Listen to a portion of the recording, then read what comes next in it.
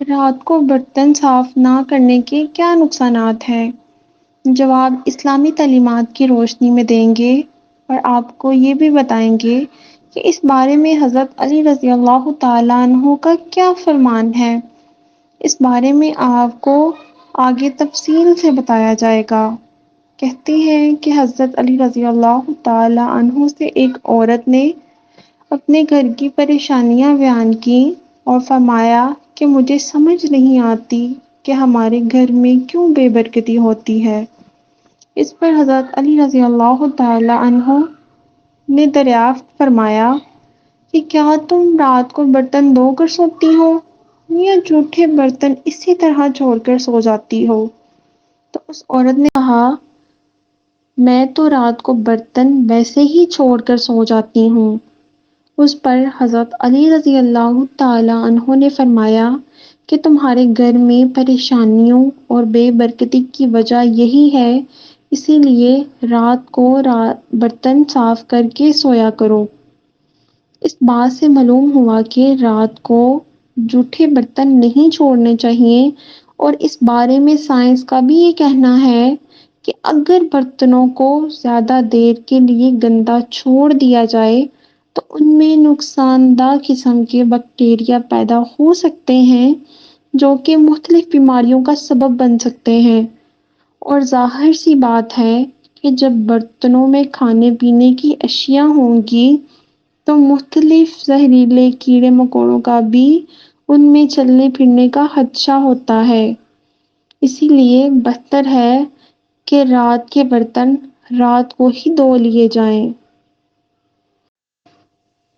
دوستو، یہاں پر آپ کو یہ بھی بتاتے چلیں کہ حدیث نبوی صلی اللہ علیہ وآلہ وسلم میں ایسی کوئی تعلیم سامنے نہیں آئی جس میں رات کو برتن دھونے یا نہ دھونے کے بارے میں کوئی تشریح ہو، لیکن رات کو سونے سے پہلے برتن کو ڈانپنے کے بارے میں تاکید ملتی ہے، اور اس بارے میں مختلف روایات ہیں جن میں یہ سبق ملتا ہے کہ سونے سے قبل کھانے پینے کے برتن کو بسم اللہ کہہ کر ڈانپ دینا چاہیے۔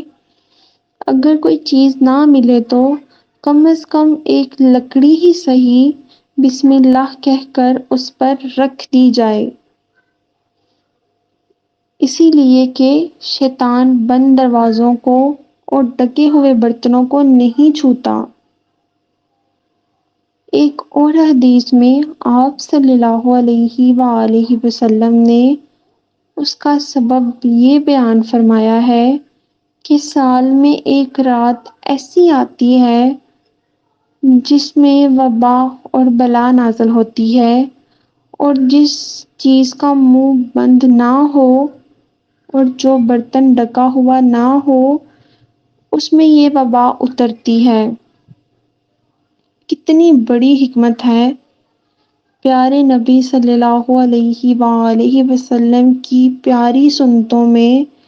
اسی لیے ہمیں چاہیے کہ ان سنتوں کو اپنا پکا معمول بنا لیا جائے تاکہ ہم ہر قسم کی مصیبت سے اپنے آپ کو محفوظ رکھ سکیں۔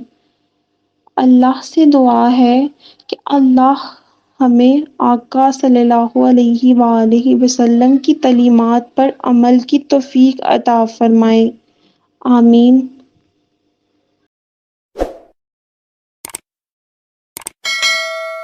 Subscribe Cranny K Koi Pacey Na Hi Hen.